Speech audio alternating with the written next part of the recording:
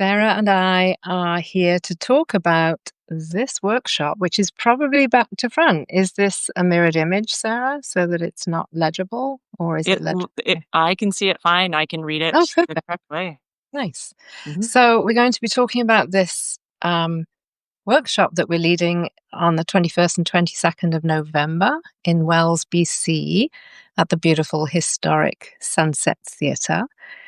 And we have had some questions about it. So we thought this is the best way to show up together and talk about what it's going to be and maybe answer some questions. So if you do happen to be live and have a question, do tap it in there. Otherwise, we'll just bounce off each other. How's about that, Sarah?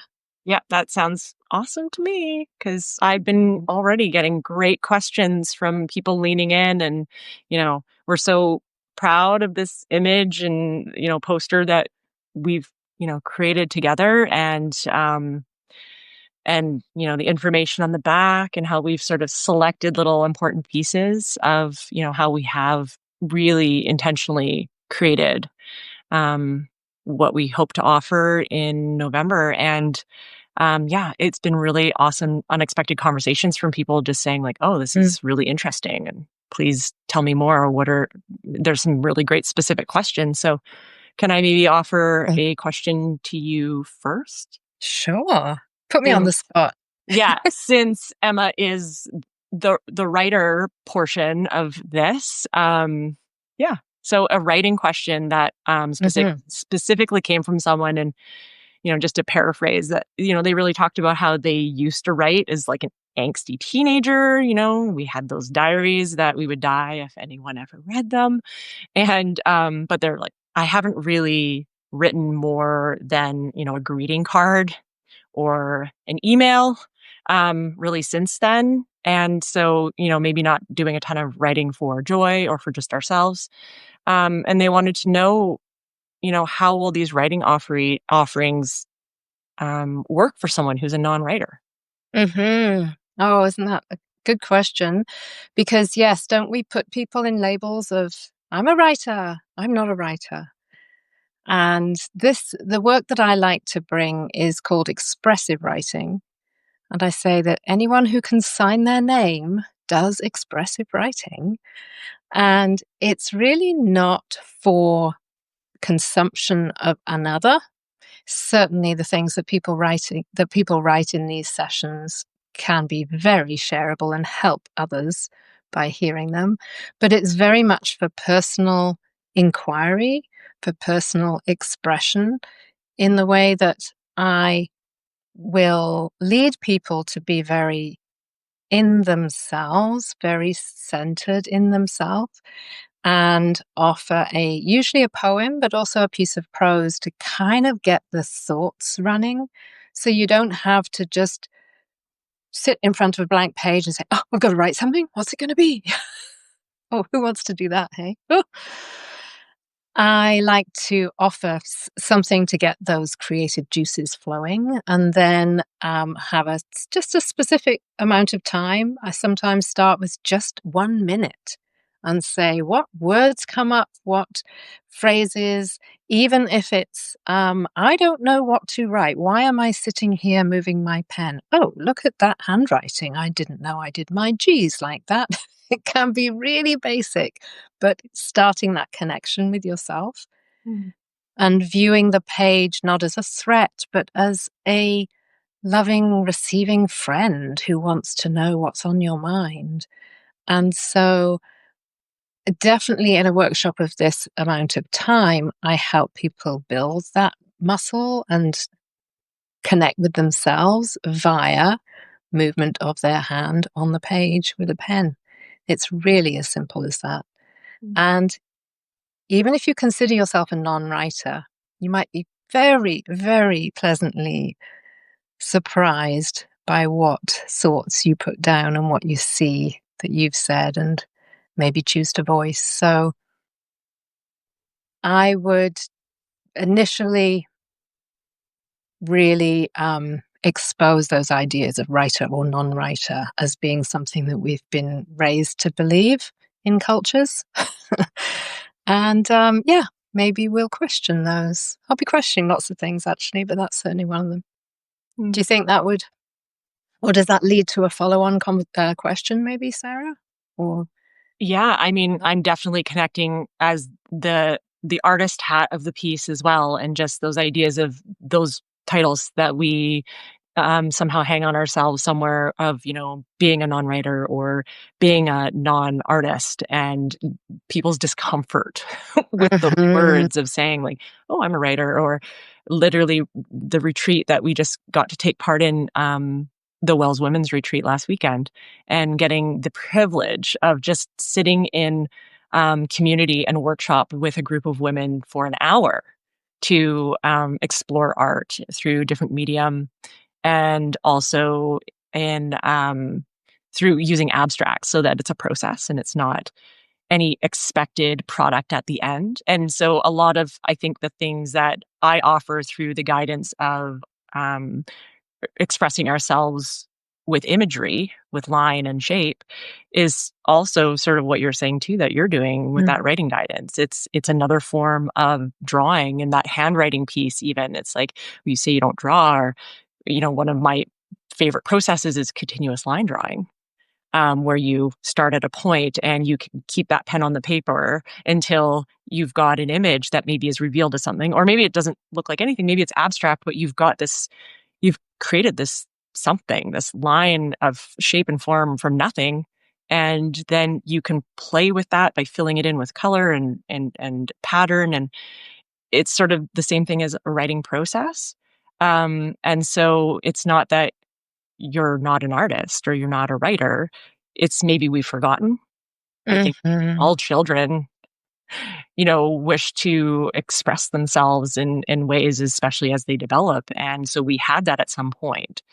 And then somewhere along the line, someone told us, that's not really that good, or that's not what an elephant looks like, or, that's a really stupid piece of writing and doesn't make sense. And so we kind of get discouraged to be brave and play with those expressive arts, including, drawing and, but even like dancing and singing. Like there's a lot of those things that we've given up that were once just very innately playful. And Mhm. I think So will I get you dancing at that weekend, Sarah? no, no, no, and that's a Oh, good because you're question. not a dancer, right? My ballet teacher when I was 7 would definitely say I'm not a dancer. Oh. I think it was something like a Clydesdale, like really just clunky and Oh yeah, my so god. Okay, we'll I do a carry clog that dance. wound. Um, But Amazingly yeah. though, when I am a dancer, the only time I'm a dancer is when, like, a friend lets me, hold their, like, toddler on my hip or I'm dancing with them, then I completely forget myself because I think I'm almost, like, co-regulating off of them of that doesn't matter. But I think Mhm. that's a good segue into, like, no, I'm not a dancer, and you also wouldn't be ever forcing me to do that, in this setting of expressiveness if Nope. that's not something that rings true and is comfortable for me. Mhm. Yeah. No, So absolutely. None of this is gonna be obligatory, absolutely. And I don't you agree that a big part of why we're doing this and the resilience piece is to help people tap in with, do I want to do this? Is this feeling comfortable for me? Or am I just forcing myself to because I've been told to? Or do I want to doodle in the corner? I say to people in the writing sessions, it's just as valid to draw in the draw inside, outside the lines, do all manner of things, just to be in connection with yourself and making those decisions and noticing how you feel, noticing what you feel in your body, what your the thoughts are that you're telling yourself, how your heart rate is. I mean, over to you as the neuroscience educator, but it's so not about the product, it's about how we are and who we are as we process these things. So mhm. yes, that was a question for you in terms of how does drawing and neuroscience go together? So if you'd like to speak to that generic How long question. do we have?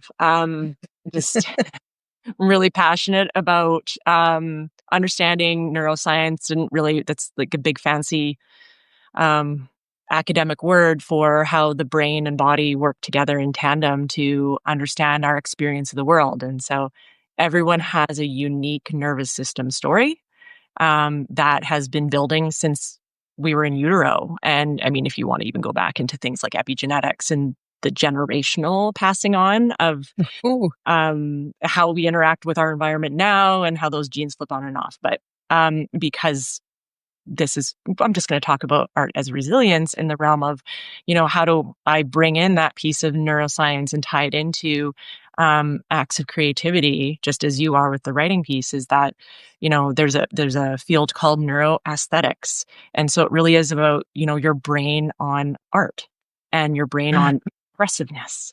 And there's amazing research coming out that supports that even, 20 minutes of doodling in the corner, as you said. And I'm a really visual thinker. And when you said that, I was like, well, let's not say doodling in the corner because it sounds like doing something else in the corner. But doodling in the corner, but you don't have to be, no one puts baby in the corner, but like just doodling and just that little act of doodling. We know like the research even behind that of giving my brain and body the opportunity to express something through, again, line and shape and form, to maybe not even create anything specific, but just to give my nervous system something to do while I am on the phone, or I'm maybe in a classroom and I'm learning, or I'm being asked to maybe write something or invited to write something with one of your writing prompts, and yet I'm feeling more compelled to maybe doodle on the page or create something visual because that's what the prompt allowed me to kind of recognize was happening in my nervous system of like, oh, I want to express through drawing and doodling. There's so much supportive research around way more retention of content that we're trying to learn and understand if we're doodling, for many learners, not maybe for all, but and just the regulating factors of just like how, a doctor might say, 20 minutes of exercise and go for a walk and just be in nature and those pieces. Drinking, a couple glasses of water a day to keep yourself hydrated, which is really helpful to your brain as well, not just, everything down here. Um, when we're drawing, even for 20 minutes a day, there are profound health benefits that can happen from that if we're doing it in a way that is intentional and feels safe. So I'm not saying like, oh, well, everyone just, don't go to our workshop. Like you do, you have the capacity to go and just start doodling if that was compelling to you. But for some of us, there's a real block there around being creative and thinking about drawing something or doodling something again on that blank piece of paper without a prompt or without any guidance, because we haven't had that over the years, can be really daunting and can actually activate us and make us feel uncomfortable and dysregulated.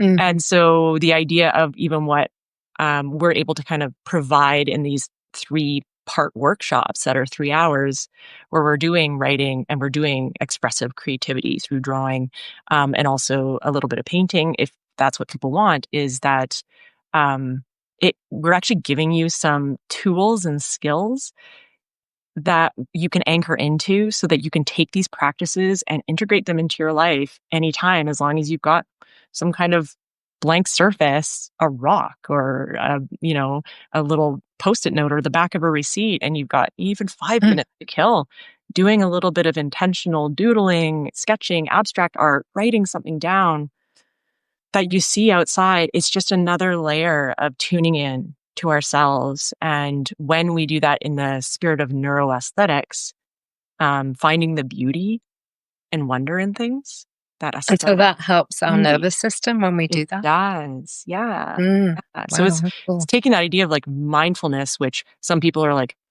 ugh, mindfulness and ugh, breathing. And, it's Got like, to okay, some of us have stop everything. yeah, it's like, no, been there, done that, and it hasn't maybe been as meaningful for them, and so this is another way in to create regulation in our nervous system, create Mm. connection and safety um, And in our that's nervous. what gets us into the flow state, right? Into that flow state. Yeah. Yeah, just does seem to. We all sort of we all seem to enjoy it when we get into it and notice it. So yeah, having the neuroscience behind it is going to be very cool. to get that Mhm. too. Yeah. Yeah. Okay. Is there another question, or do we need to start wrapping up at this point? Or I do have another question that I've heard a few times actually in relation to mm, this. Because of, the content that we've sort of shared online so far and through the poster, um, some people might, and also when they go to your website to look at a much more detailed kind of layout of what we're offering, at our Art is Resilience workshop, is this gender specific? So do you mm, want to speak to that? no. I mean, yes, I do. No, it's not. Cool. Is this for women only? No. Mm. So, there's a part of what I'm wanting to bring to the workshop is going to be, and I have her here somewhere, from Women Who Run with the Wolves, the Clarissa Pinkola Estes body of work, which is a remarkable book. And already the word women is in that title. And I firmly believe we all have the feminine side and a masculine side. And if we can all tap into both and acknowledge gender differences on all the way through the spectrum. I don't have a wide enough screen to show the length at which I believe the gender spectrum is. Then I won't be speaking specifically to women. Women will be writing specifically about their experience. Men will be writing specifically about their experience, and everyone in between. And we will probably find some connection around that, or some learning, or some clear differences. And so I personally welcome everyone and anyone who would like to come. And I've had some people ask me, can I bring my daughter? Is this something that I could do with my mother in law? These sorts of things. So um, always defer to Sarah in terms of the age, the child age bracket, because Sarah is trained as an educator and in of grade school is kind of what I should say, I guess. And so it would be a sort of case by case basis because not every 13-year-old is the same, not every 18-year-old is the same, but certainly age and gender are not a non specified, let's say. But having a conversation about it, contact either of us. It would be great to see how that might work. Absolutely. Yeah, we are definitely open to more people leaning in, asking questions. Hmm. They can even do that through the Facebook event that we have set up that we just launched yesterday. And so I think even there, if people want, the questions are coming up for you and you'd like to put it on, that forum, likely if you're having that question, other people might be wondering that as well. And so, yeah, Hmm. just inviting um, that dialogue to happen, because it helps us know too, like, oh yeah, I hadn't really thought about that. And these are really, really interesting questions for us to contemplate and it just even create more intention with the Hmm. space we're providing and the Yeah. content. So yeah, And I'm very open to direct messages, whether on Instagram or Facebook. The information is around and about social media and locally here. So there are also email addresses. I won't give them here right now, but yeah, there are lots of ways to get in contact with us and mhm, happily chat to you and see how we may be of service and invite you in all manner of ways. So, unless there's anything else, Sarah, is there anything else from you? I feel like, I've done a good amount of rambling so people can kind of understand, and get a feel for how, I communicate and the contrast, but also, like, I think the complementary way that you and I, also Mm, communicate with each other, um, and that, yeah, we definitely do that co-regulation piece with each other, and that's, something we wanted to kind of also be able to just show the nuances of how we work together and, hmm. that might We'll give do more people as we do. We'll show a little more. more insight of Yeah. like, oh, what's the deal with these 2 facilitators and, are they just gonna put me to sleep with poetry and tiny little trees and big friendly trees and, because Bob Ross, I love him, and Oh, also that was right. a great way to fall asleep on, like, a Sunday, with So PBS. there's Canadian content and then there's British content, in case no one has picked up on my Yeah, accent and yours. So yeah, yeah, absolutely, multicultural, very much multicultural. definitely, yes. Yeah, All right. Thanks, Sarah. We'll do thanks, this Emma. sometime soon. Yes, please, thank Take you. care Thanks, to everyone. everyone.